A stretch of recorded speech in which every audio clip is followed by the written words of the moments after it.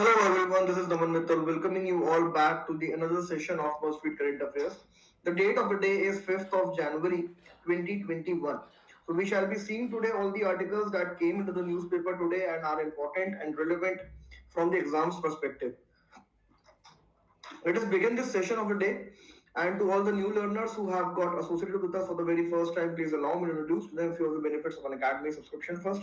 If you take an academy subscription, you get access, unlimited access to all the educators and their classes. You get live tests, doubt clearing sessions at regular intervals, and all the classes are live on the academy's platform, which makes sure कि आप real time पे interact कर सकें और engage कर सकें with the faculty.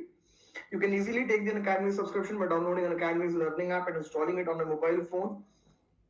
After this, you will be getting two options of the subscription. One would be the Plus subscription and the second would be Iconic subscription. Iconic में certain benefits आपको additional मिलते हैं and so it is slightly higher on the price end than the Plus subscription. Plus subscription आपको offer होता है multiple prices में ranging from 1 month to up till 36 months. एक साल का अगर आप सब्सक्रिप्शन लेते हैं, it will cost you 49,500 rupees. You can avail extra 10% off by applying my code NAMAN and the final price then would be reduced to 44,550. Iconic अगर आप choose करते हैं, then it will cost you 69,500 rupees. And again, you can avail 10% off by applying my code NAMAN. The final price then would be reduced to 62,550 rupees. By using my code, you not only get a discount of 10%, but also my personal guidance and mentorship that I provide over phone and messages. आज के जो articles हैं वो बहुत ज़्यादा light हैं, prelims oriented ज़्यादा articles हैं, तो इन डेप्थ या इन डिटेल हम डिस्कस नहीं करने वाले हैं आज आर्टिकल्स को. We just will be looking at the articles from the prelims perspective because the demand of the article is so. तो पहला article talks about the bird flu or avian influenza, which now is reported in India from more than 4 states. So Himachal Pradesh mein near around 1800 migratory birds were found dead because of this bird flu, also called as avian influenza and also called as H5N1 influenza. Similarly, in Madhya Pradesh and Rajasthan, crows died because of this influenza, and in Kerala, number of ducks died because of the bird flu. So now ऐसा देखने को मिल रहा है कि India में bird flu एक epidemic बन सकता है, specially among the wild life animals and more specifically among the poultry animals and the birds, क्योंकि ये ह्यूमन ट्रांसमिशन में अभी उतना ज्यादा प्रोनाउंस नहीं है एज ऑफ नाउ. उसके बारे में जितना भी ह्यूमन ट्रांसमिशन है एंड एक्सेट्रा उसकी बात हम कर लेंगे, लेकिन पहले थोड़ा सा यहाँ पे बेसिक्स देख लेते हैं. First, let us talk about the avian influenza itself. So what is it? It is a highly contagious viral disease, most commonly found among the poultry animals, poultry birds, and also among the aquatic birds. तो ये सबसे ज्यादा found होता है animals में, specially among the birds and poultry birds. Fine. This is the influenza type A virus and it is highly contagious. तो ये among animals बहुत स्पीड से स्प्रेड होता है and it can even spread to the mammals. तो prelims के हिसाब से आपको याद रखना है that it is not only restricted to the birds but it can even spread to the mammals like tiger and other kind of mammals. Okay, how does it spread? So it spreads through the birds, such birds wherein no sickness is developed because of this influenza virus. तो कुछ ऐसे cases होते हैं birds में जब कोई भी sickness develop नहीं होती है and that bird when migrates through the dropping of that bird this virus spreads across the continents. तो इंडिया में आपने मल्टीपल स्टेट्स देखे, मध्य प्रदेश देखा, राजस्थान देखा, हरियाणा में भी ये स्प्रेड हो रहा है among the poultry birds, Himachal Pradesh and Kerala. So this might have spread through the droppings of the migratory birds in India majorly. Okay, क्या ये ह्यूमन में ट्रांसमिट हो सकता है? Then the answer is yes. In 1997, the first case among the human influenza or human transmission of bird flu was observed in the Hong Kong. and when it was found in the humans it was very fatal. India में as of now there has not been even a single case of bird flu being transmitted into the humans. तो ये एक important fact है from the prelims perspective. अगर ये statement आता है कि इंडिया में आज तक कोई भी ह्यूमन ट्रांसमिशन नहीं हुआ है, देन इट इज करेक्ट. लेकिन अगर ये स्टेटमेंट आता है कि ये ह्यूमंस में ट्रांसमिट नहीं हो सकता है, then it is wrong. It can easily transmit to human, but there should be a close contact between human and the bird. Only after this close contact the virus will spread. क्या हम एक bird flu को अगर consume करते हैं, bird flu infected animal को consume करते हैं, तो क्या हमें वायरस हो सकता है? WHO says it is not very much certain if you cook that meat. अगर आप मीट को कुक करते हैं, then because of heat the virus will die and you will still remain unaffected from the bird flu virus. तो ये अभी तक इतना सर्टेन नहीं है कि क्या हम अगर कंज्यूम करेंगे मीट को तो हमें वायरस होगा या नहीं. Okay, but it definitely has the potential to become a pandemic among humans. How? If the virus mutates itself. जैसे भी आपने COVID-19 में देखा कि corona virus has shown a different sort of mutation because of which now it is transmitting at a faster rate. तो अगर इसी तरीके का कोई म्यूटेशन इस वायरस में होता है जो ह्यूमन बॉडी के इम्यून सिस्टम को रेजिस्ट करता हुआ, ब्रेक करता हुआ ह्यूमंस में आ सकता है, तो due to that mutation it can again become a pandemic among the humans. एक और फैक्ट, अगर ये ह्यूमन में वायरस होता है तो क्या एक ह्यूमन से दूसरे ह्यूमन में it can spread? The answer is no as of now. But if it mutates then the spread of virus from one human to another human can also take place. As of now it does not transmit from one human to another human like the coronavirus. Please make it sure. Okay, birds में ये क्या infection cause करता है? तो birds में ये intestinal infection cause करता है और द गट इन्फेक्शन ये कॉज करता है, because of which birds basically die. So what is the cure? There is no cure as of now. The only measure is to prevent or contain the spread of the virus, for which governments usually resort to culling of animals or basically killing of animals.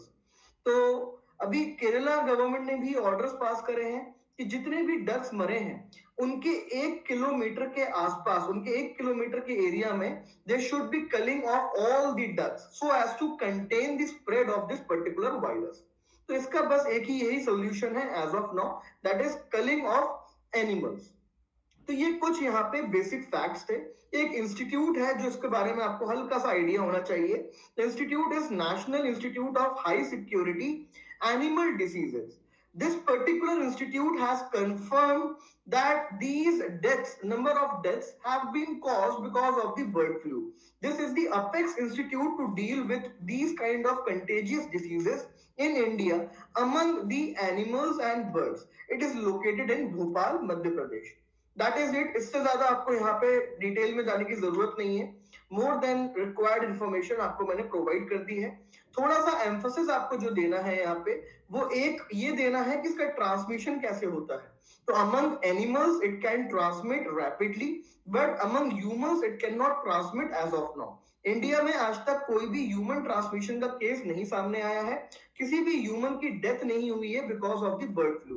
But previously humans have died, especially in Hong Kong in 1997 because of the bird flu infection, as they might have had a close contact with the birds. Fine, आगे बढ़ते हैं. ये IMD की एक report है. ये report हम continuously कई बार देख चुके हैं, और not the similar report but the similar data reports of various other institutions like IMD, WHO, WMO, World Meteorological Organization, etc., telling the similar thing कि global warming on a continuous basis is increasing and it is manifested by the consecutive increase in the global average temperature on an annual basis. तो 2014 से continuous manner में global average temperature increase हो रहा है. 2016 year was recorded to be the warmest year ever recorded on the globe and यहाँ पे 2020 जो WMO ने बोला था कि ये एक नया रिकॉर्ड बना सकता है, उसने वो नहीं बनाया अकॉर्डिंग टू दी IMD। तो 2020 में the average increase of the temperature was around 0.29 degree Celsius, जबकि WMO के हिसाब से the average increase was around 1.2 degree Celsius. तो अकॉर्डिंगली आप इसको यूज कर सकते हैं। अगर आपको अपना आंसर को ज्यादा इंपैक्टफुल बनाना है, अगर आपको अपना पॉइंट ज्यादा हद तक सब्सटैंशिएट करना है, तो आप WMO का डेटा यूज कर सकते हैं, अदरवाइज आप IMD का डेटा यहाँ पे यूज कर सकते हैं। Totally depends upon you. सबसे ज्यादा जो climate extreme climate weather events इस साल देखे गए, those were in the Atlantic ocean, Indian ocean में especially in the Arabian sea and the bay of Bengal, there were around 5 extreme weather climate events in the form of cyclones। तो ये छोटे छोटे facts हैं, रिवीजन में help होते हैं इससे। और अगर आपको यहाँ पे कुछ फैक्ट्स जॉट डाउन करने हैं, already we have had seen multiple number of facts, तो वो फैक्ट्स ज्यादा इंपॉर्टेंट हैं जो हमने पहले देखे थे, लेकिन मेरा यहाँ पे ड्यूटी है कि मैं आपको ऐसे रिपोर्ट्स से इंट्रोड्यूस करवाऊं। तो ये रिपोर्ट में अगर आपको कोई फैक्ट अच्छा लगता है आपको कि आप इसको यूज कर सकते हैं, तो definitely you should go with it. Fine, okay, आगे बढ़ते हैं। इंडियाज UNSC अपॉर्चुनिटी, ये एक लीड आर्टिकल था आज इंडियन एक्सप्रेस में and it was a very good write up. इसमें बेसिकली आपको सिर्फ 5 पॉइंट्स पिक करने हैं। The points that I have marked in green, these are the 5 points that you need to pick basically, कि India को UNSC में जाके being as a non permanent member of the UNSC council for the next 2 years क्या areas, किन areas में focus करना चाहिए। So the first thing that this writer talks about is to make the UNSC more effective। अब ये UNSC को effective बनाने की बात क्यों कर रहे हैं? Because of the veto power that is being enjoyed by the 5 permanent members of the UNSC। Veto power के केस में होता क्या है कि कोल्ड वॉर के टाइम पे because of the veto UNSC remained all through out the cold were very much ineffective, क्योंकि कोई भी एक कॉन्क्रीट डिसीजन, एक यूनानिमस डिसीजन नहीं ले पाया UNSC because of the usage of veto power। Then the era of 1990s was quite cooperative, जहां पे पांचों मेंबर्स ने कोऑपरेट किया and they came out with certain important resolutions। Fine, but now in this particular decade where we are living in, especially after 2010, we are again seeing the era of contestation wherein the powers, the blocks have again developed, like the US bloc, Russia China bloc, and the usage of veto power has increased to a significant level। तो फिर से यहाँ पे UNSC की functioning affect हुई है and this should be the target of India to make the UNSC effective by trying to engage with the multiple permanent members, these 5 permanent members, and providing them a concrete platform and a platform wherein they can engage with each other। So using the diplomacy of India, using good relations of India with the other countries, it can not only improve its own relations but also help to make UNSC more effective। The second agenda of India should be to make UNSC more representative। ये दूसरा यहाँ पे India का target होना चाहिए। मोर representative से मतलब ये है दैट, ये हमने पहले भी देखा है जब हमने यूएन रिफॉर्म्स की बात करी थी, कि UNSC is not reflective of the contemporary changes और of the contemporary strategic dynamics which should be made reflective or which should be made representative in the UNSC। तो यहाँ पे इंडिया को क्या करना है कि इंडिया को यहाँ पे यूएन रिफॉर्म्स की बात करनी है by expanding the UNSC and making it more dynamic. यहाँ पे क्या कर सकता है इंडिया? यहाँ पे इंडिया बेसिकली एक्सपेंशन की बात कर सकता है, जो इंडिया ऑलरेडी पुश कर रहा है along with the other countries like Japan, Germany and Brazil. तो ये 4 कंट्रीज यहाँ पे अपने एजेंडा को पुश कर सकते हैं and they can make the UNSC more representative by including these other 4 countries and providing these four countries also with the veto power. But it is a tough task because China कभी भी नहीं चाहेगा कि Asia से two other important powers get the veto power in the UNSC, especially India and Japan, both of which are considered to be adversaries of China, especially in the Indo-Pacific region. The third task that India needs to do is basically to deal with the China's growing hostility, China's assertive attitude. तो ये India यहाँ पे बहुत अच्छे से कर सकता है because it has now developed very good relations with few of the important powers of the European country or of the European continent, Europe continent as an. तो फ्रांस है, जर्मनी है, यूके भी अब आ गया है जिसके साथ इंडिया मिलके चाइना की हॉस्टिलिटी को काउंटर कर सकता है, उसको न्यूट्रलाइज कर सकता है to a significant extent. So this should be the third agenda of India to deal with the China's hostile attitude or assertive attitude. The fourth task that India should pick up is basically to engage with the other member countries for peace and security issues. तो ये India already assert कर चुका है कि हम terrorism को combat करेंगे। This would be our priority among all the points under the agenda that we have set for the UN for our membership of the 2 years in the UNSC as a non permanent member. तो यहाँ पे India को push करना है peace and security issues, and this will be very easy for India because India is already a member of Quad and is an important partner under the Indo-Pacific vision, जहां पे India align कर चुका है with the key strategic powers like Japan, Australia, US and India itself. तो ये चार member countries already साथ में हैं, तो it will become very easy for India to push the peace and security issues. Fine. The last thing that India needs to do is to revitalize its engagement with the traditional partners. जो India के traditional partners रहे हैं, especially the global south or you can say the developing countries. So India needs to become here the voice of developing countries and revitalize its ties with the developing countries, जहां पे आप neighbourhood first policy को भी drop कर सकते हैं कि कैसे हमारी मेंबरशिप हम यूटिलाइज कर सकते हैं to enhance our neighbourhood interest, our regional interest, our South Asian interest, right. तो ये 5 मेजर पॉइंट्स हैं जो इजीली आपको, ये एकदम रेडीमेड पॉइंट्स हैं जो आप आंसर में एज इट इज लिख सकते हैं। अपार्ट फ्रॉम दिस अगर आप चाहें तो इस फर्स्ट पार्ट को एक बार क्विक रीड दे सकते हैं to understand about the UNSC and its functioning right from the Cold War era till the last year, that is 2020. बाकी इस आर्टिकल को आपको पढ़ने की अलग से जरूरत नहीं है, ये 5 पॉइंट्स अगर आपने जॉट डाउन कर लिए हैं so that is more than sufficient। एक कीवर्ड आपको यहाँ पे भी मिलता है कि यूएनएससी की इंपॉर्टेंस क्या है, यूएनएससी का रेलेवेंस क्या है।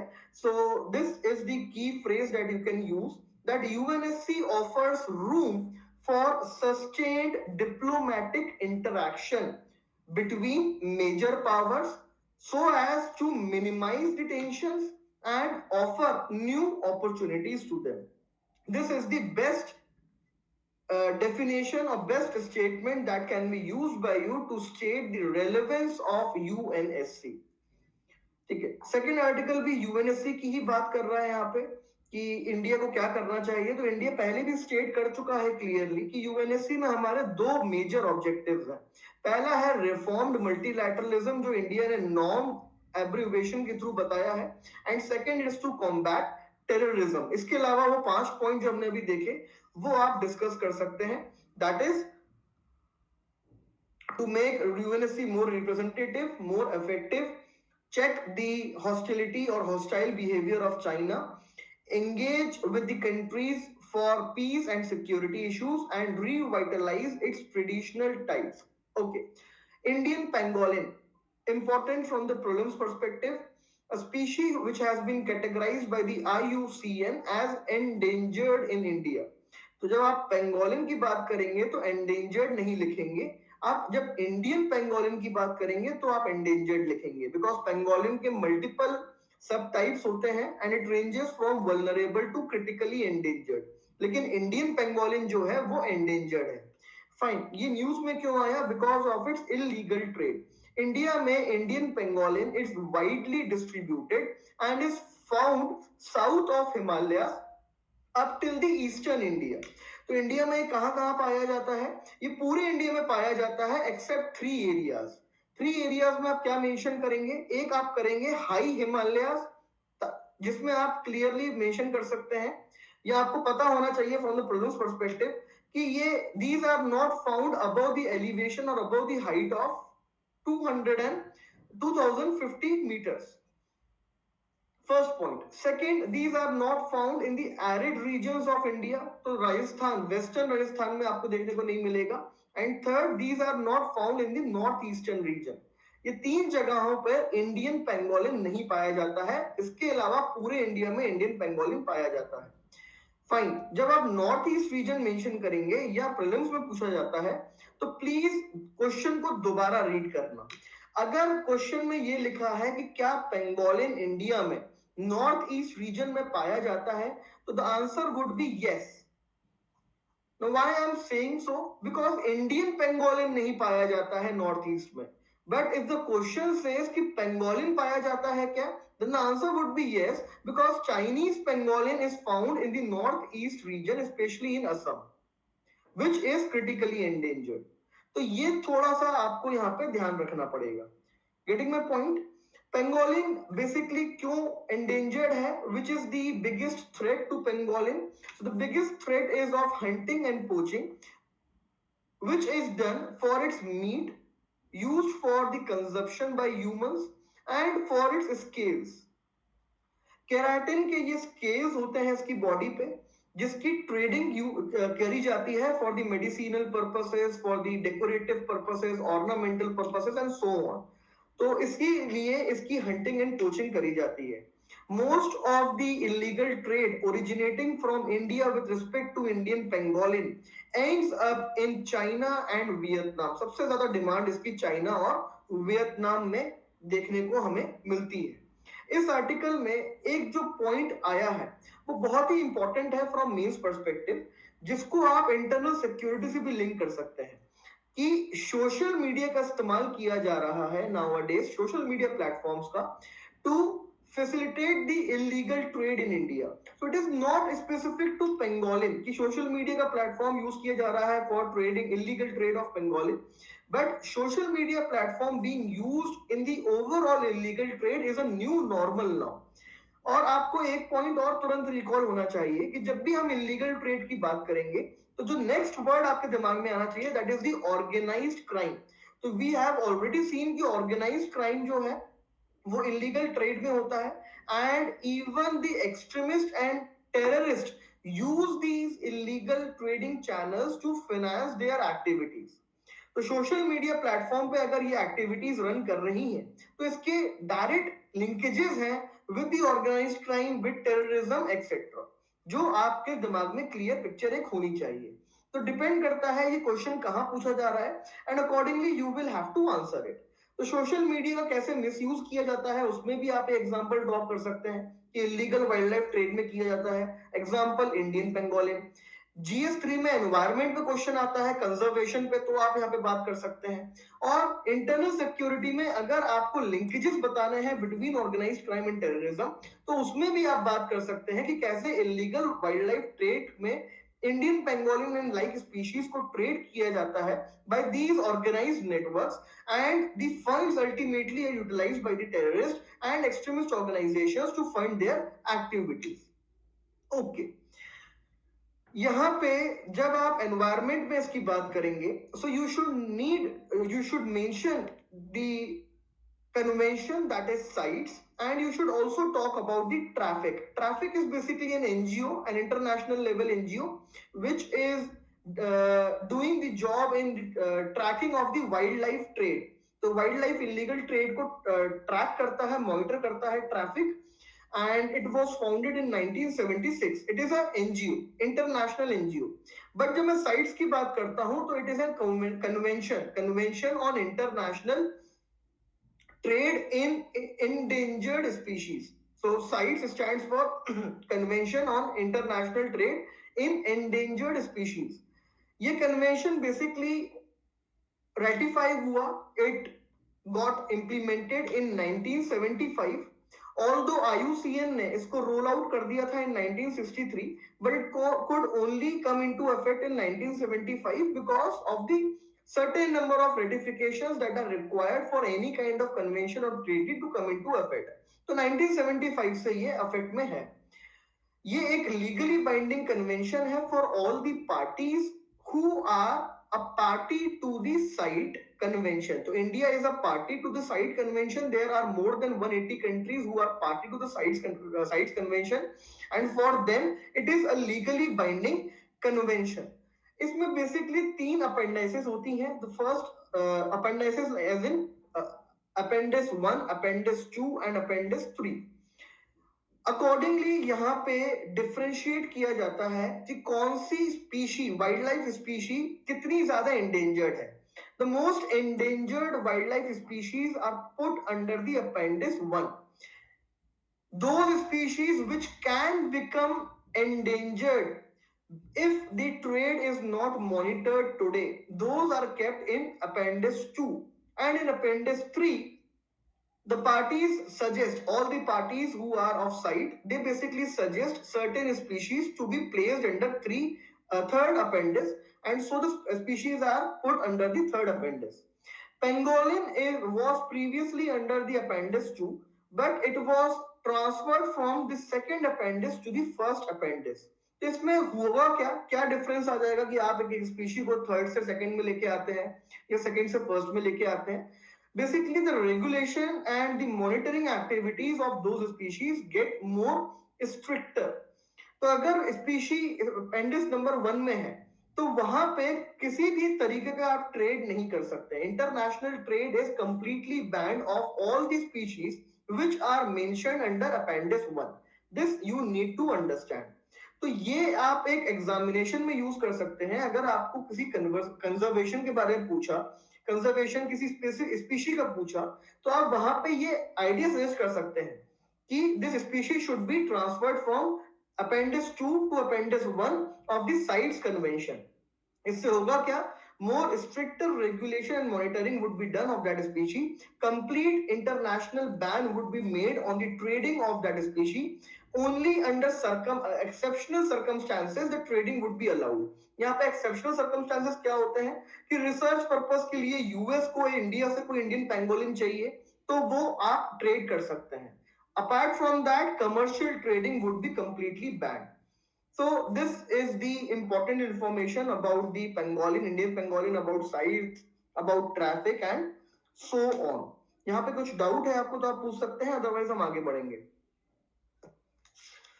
ओके, नेक्स्ट आर्टिकल में बढ़ते हैं. ईरान. तो ये अगेन आपके लिए डेवलपमेंट है, एक आपके लिए करंट डेवलपमेंट है जो आपको नोट करना है और अपने थॉट प्रोसेस में फिट करना है. Iran, West Asian diplomacy, West Asian dynamics already हम रिपीटेड नंबर ऑफ टाइम्स देख चुके हैं.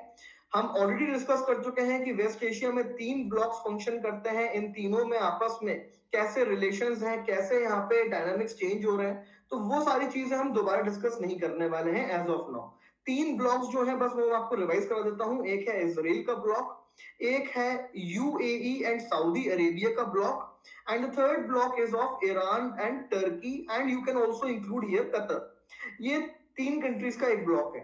So these blocks are basically against each other and the dynamics is completely revolving around these 3 blocks. Apart from these 3 blocks, there is one more catalyst sitting outside and it is called as US.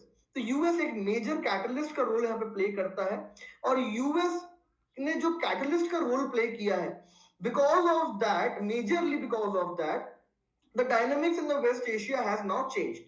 कैसा dynamics change हुआ है अब? ये UAE का block now has got aligned with the Israel block and these 2 blocks are together countering the Iran-Turkey block. Getting my point? They also are trying to break this block and collaborate with few of the countries like Qatar. तो Qatar को अब UAE और Saudi Arabia attract कर रहा है, वापस अपने block में इंक्लूड करने की बात कर रहा है. तो Iran, from the fear of getting isolated, from the fear of increased pressure, जो उस पे कंटिन्यूअसली मेंटेन्ड है सिंस 2018, जब से यूएस ने यूनिलैटरली डिक्लेयर किया that we will withdraw from the JCPOA agreement, I am sorry, from 2015, जब से यूएस ने डिक्लेयर किया कि हम JCPOA से विथड्रॉ करेंगे, तब से ईरान ये चाहता है कि यूरोपियन यूनियन अपना कमिटमेंट मेंटेन करे और हम JCPOA को कंटिन्यू करें विथ और विदाउट यूएसए। तो ये प्रेशर डेवलप करने के लिए ईरान ने क्या किया, ईरान ने 20% एनरिचमेंट, न्यूक्लियर एनरिचमेंट अपना प्रोसेस स्टार्ट कर दिया।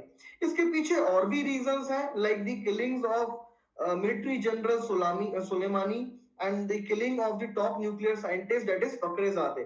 तो ये भी एक काफी मेजर यहाँ पे रोल हुआ है। और फिर ये जो ग्रुपिंग ने आपस में कोलैबोरेशन करा, यूएई इजराइल की डील हुई, Bahrain, Morocco and the other countries जो इजराइल के साथ वापस आ गए, तो ये सब ने भी ईरान पे काफी प्रेशर डेवलप करा। So Iran has done two major things कि इसने एक तो nuclear enrichment, uranium enrichment start कर दिया अप टू 20%, जो पहले JCPOA में बैन था। It has revived it's 2 nuclear facilities, एक है नतांज और एक है फोर्डो। ये दोनों न्यूक्लियर फैसिलिटीज को इसने रिवाइव कर दिया है। And it has seized a South Korean flag oil tanker. South Korea का एक ऑयल टैंकर था जो स्ट्रेट ऑफ हॉर्मुज में जा था, उसको ईरान ने सीज कर लिया है। And now it wants to negotiate with the South Korea and asked South Korea to defreeze its assets, which the South Korea has freezed in its own country of the Iran. तो Iran multiple pressures यहाँ पे create कर रहा है। And Iran also wants the Joe Biden to take it seriously and adopt a flexible approach towards it and restart JCPOA, because Iran is still willing to continue with the JCPOA as the economic sanctions mainly put by the USA has crippled the economy of Iran. तो ये थोड़े बहुत facts हैं जो आप थोड़े थोड़े gaps में एक बार रिवाइज करते रहेंगे तो बेटर रहेगा। मेंस में बहुत इजी हो जाता है 8 मिनट में एक आंसर को लिखना। फ्रेमवर्क अगर आपके दिमाग में क्लियर है, जैसे मैं आपके सामने डिस्कस कर रहा हूँ, बोल रहा हूँ, तो अगर क्वेश्चन किसी भी तरीके से आता है तो हम तुरंत एक आंसर फ्रेम कर सकते हैं। इसीलिए रिवीजन बस जरूरी होता है, नथिंग एल्स। इस आर्टिकल को आपको पढ़ने की जरूरत नहीं है, जो मैंने बताया अगर आपने जॉट डाउन कर लिया है। 2 इंपॉर्टेंट इवेंट्स, एक uranium enrichment of 20% and seizing of the South Korean oil tanker, that is more than sufficient. Okay, कुछ टाइम पहले हमने FRT टेक्नोलॉजी के बारे में पढ़ा था, फेशियल रिकग्निशन टेक्नोलॉजी। तो इंडिया में एक प्रॉब्लम देखी गई कि फेशियल रिकग्निशन टेक्नोलॉजी को लॉ इन्फोर्समेंट एजेंसीज यूज कर रही हैं एट द लार्जर लेवल। तो क्या ये गलत है? ये सब हमने डिस्कस करा था। Yes, it is wrong because of majorly 4 reasons. First reason was accuracy बहुत कम है FRT टेक्नोलॉजी की। देन कोई भी लीगल फ्रेमवर्क हमारे कंट्री में नहीं है।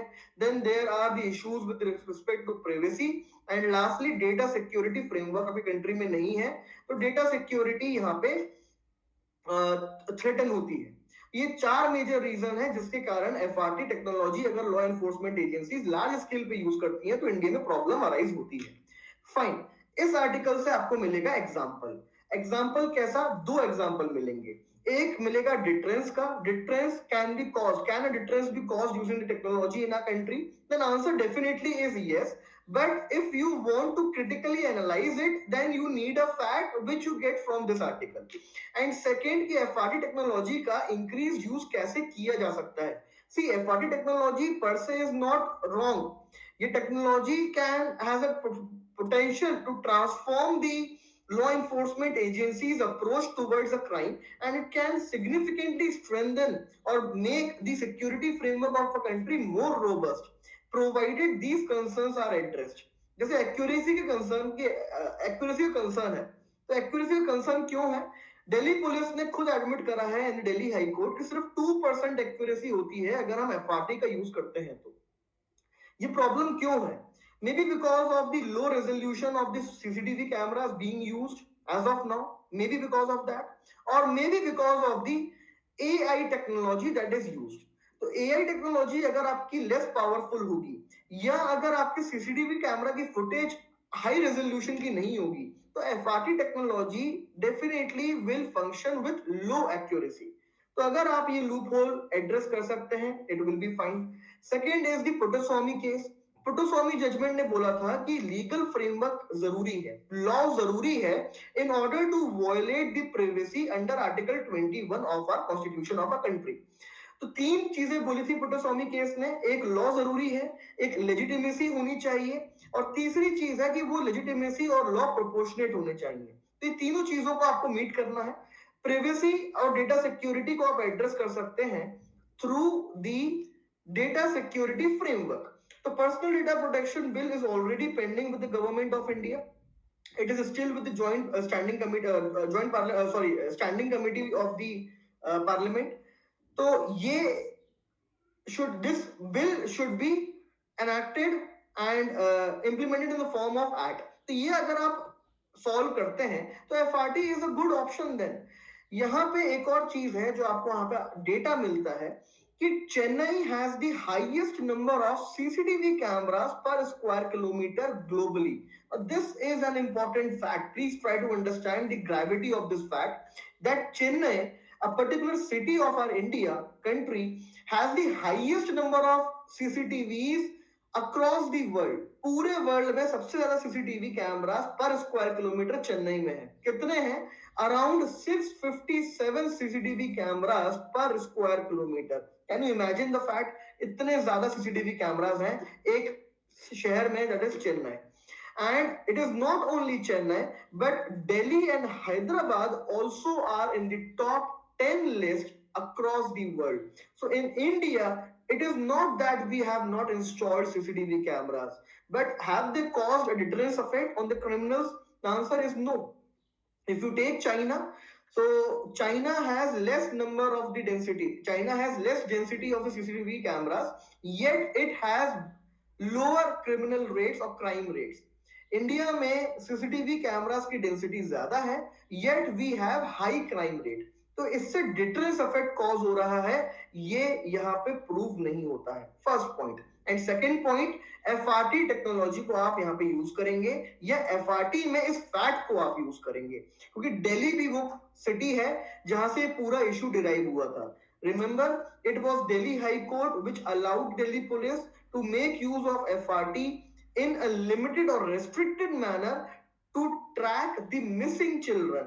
But what the Delhi police did, it went further and used the FRT technology to find the perpetrators or the miscreants involved in the Delhi riots, wherein to the 1900 people either notice were served or FIR was registered against them. तो यहाँ पे इन चीजों को आप interlink कर सकते हैं। एक फैक्ट, बहुत ही पावरफुल फैक्ट है ये, आप इसको यूज कर सकते हैं। Okay, FATF.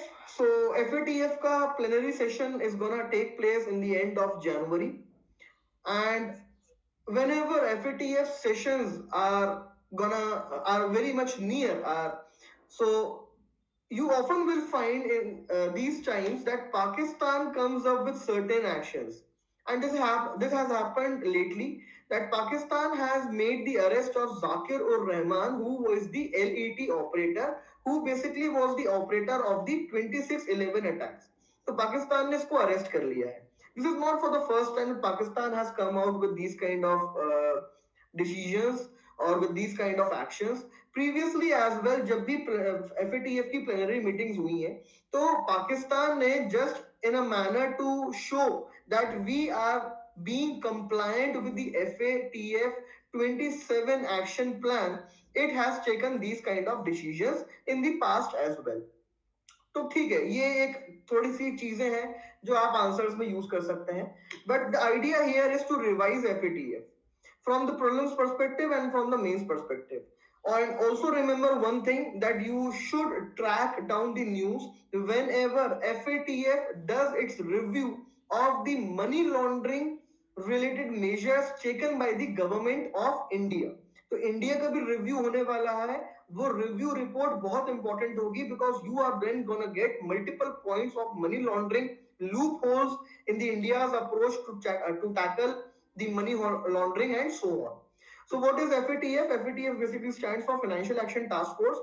It was established in 1989 in Paris during the G7 summit. Okay, what does FATF does? So there are three objectives of FATF. First objective is to combat money laundering, to prevent or to eliminate terror financing is the second objective, and the third objective is to protect international financial institutions of the world. These are the three objectives of FATF. Fine. Now, what are the list of FATF? So there are two kinds of list of FATF. First is the grey list.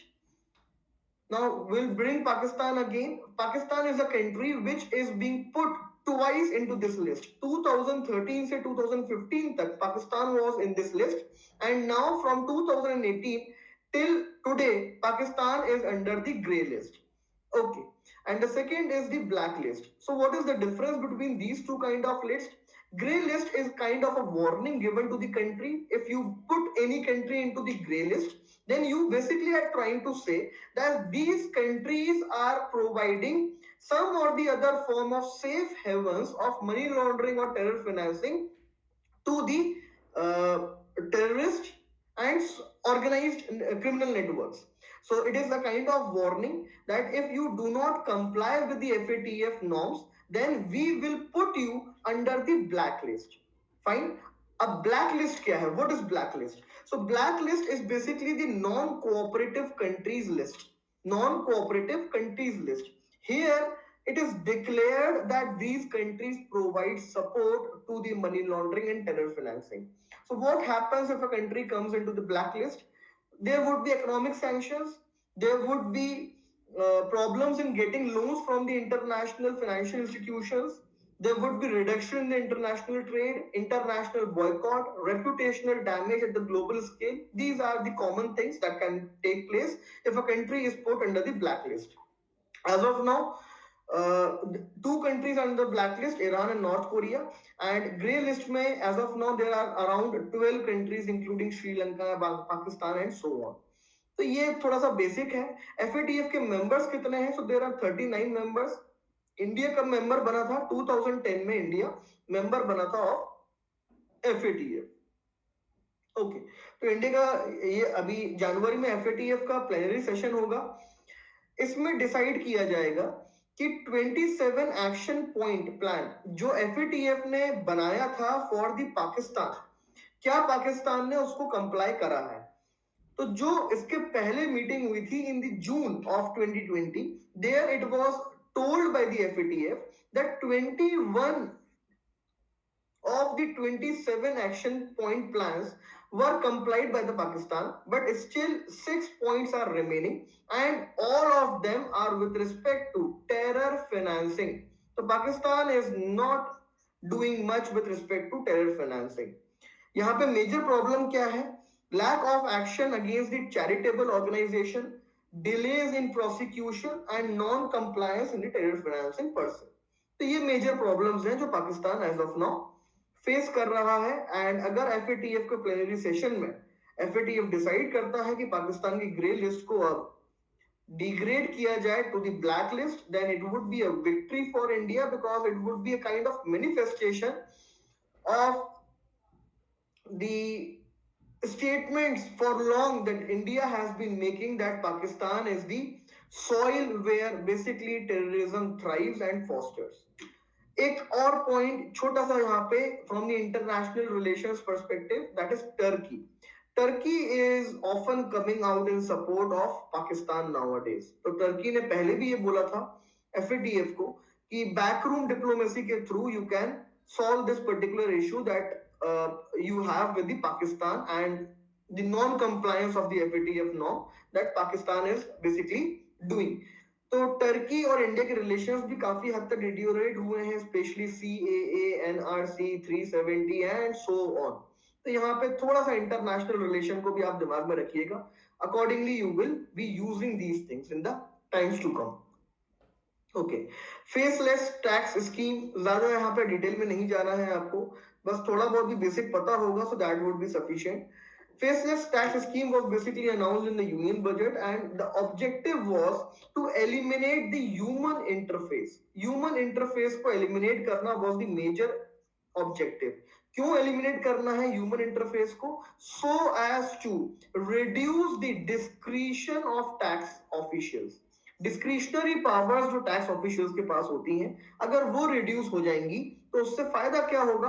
Compliance increase होगा, corruption कम होगा, tax collection increase होगा। These would be the three major things. And overall इससे फायदा क्या होगा? जो tax terrorism की प्रॉब्लम है इंडिया में, tax terrorism is not a terrorism as in, but it is a term used when tax authorities, the IT department basically raids individuals, companies, so it is called as tax terrorism in a country. तो ये जो problem है ये इससे reduce होगी। Here one more important development has taken place and that is the 24,000 final orders have been delivered. तो यहाँ पे स्कीम में it has not been made completely faceless. An option has been given out here that it allows for some appropriate cases for the video conferencing. तो video conferencing एक और यहाँ पे step added है कि अगर किसी को इश्यूज हैं with the tax assessment and so on, तो the final option that individual or company has is to go for the video conferencing, wherein you can have a video conferencing with the tax officials and discuss the issues. तो ये final orders हैं। तो इसलिए यहाँ पे बताया गया है कि 24,000 फाइनल ऑर्डर्स दे दिए हैं। So this clearly shows that the scheme has not stabilised in India. तो आप यहाँ पे बता सकते हैं कि इंडिया ने क्या मेजर्स लिए हैं to boost the tax collection in India और टैक्स रेवेन्यू इन इंडिया। उसमें आपको ये फेसलेस टैक्स स्कीम आप ड्रॉप कर सकते हैं। ओके, लास्ट आर्टिकल पे आते हैं। I am not gonna discuss this article, this is for your self reading only if you have time. अगर if the time permits, if you have time, then you can read this article just like you read novel. बस इसको एक बार go through कर लेना because ये सारे points हम discuss कर चुके हैं। It talks about the women, specially the rural women. It talks about the nutrition and it talks about the empowerment of women, that is the rural women. तो ये सारे पॉइंट्स हम ऑलरेडी डिस्कस कर चुके हैं। जब भी हम वुमेन की बात करते हैं और उसको न्यूट्रिशन से लिंक करते हैं, चार चीजें हैं जो आपके दिमाग में तुरंत क्लिक करनी चाहिए। The first is economic independence of women, second is literacy levels among women, and third is health awareness of the women, and fourth is reproductive rights of women.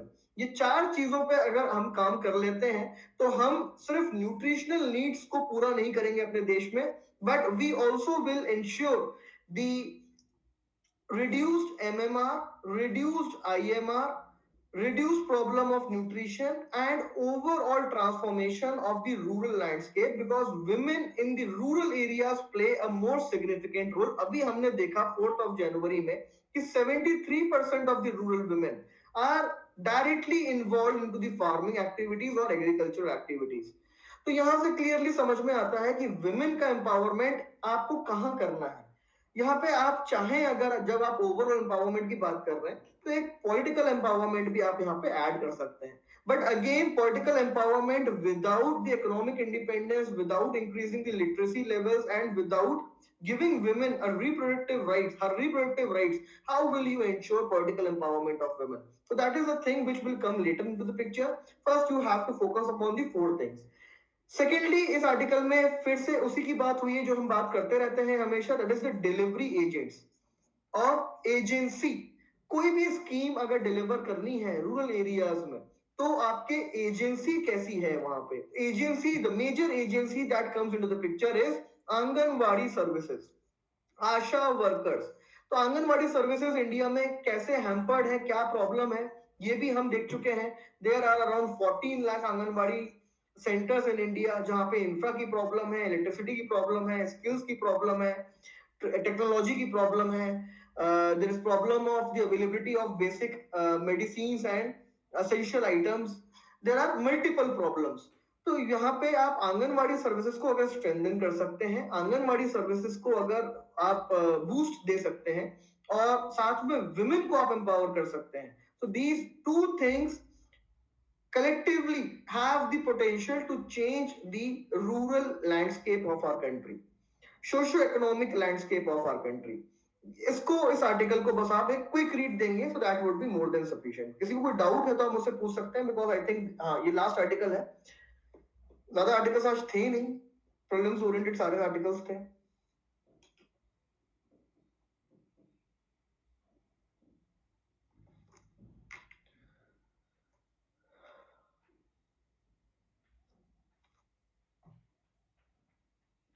किसी को कोई डाउट किसी भी आर्टिकल में?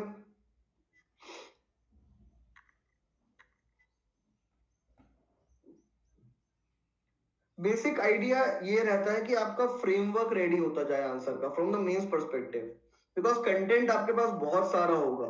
जब mains में आप appear करेंगे तो अगर आप इस तरीके से स्टडी करते हैं जैसे हम अपना must read current affair session run करते हैं, अगर आपकी अप्रोच ऐसी है कि आप मल्टीपल एग्जाम्पल्स को गो थ्रू करते हैं, रिवाइज करते हैं, तो एग्जामिनेशन में अगर कोई क्वेश्चन आता है तो आपके पास सफिशिएंट कंटेंट है। But there it becomes more important to have a structured framework. Answer का फ्रेमवर्क होना जरूरी है। आपके दिमाग में क्लियर फ्रेमवर्क बन जाना चाहिए कि मुझे इस फॉर्म में आंसर को लिखना है, and then you can accordingly drop the content that you have. So it saves your time, it makes your answer more presentable and more impactful, जो रिक्वायर्ड है मेंस एग्जामिनेशन। ओके, किसी को कोई doubt नहीं है तो we can call it a day then. Thank you all for your patient listening. Have a great day.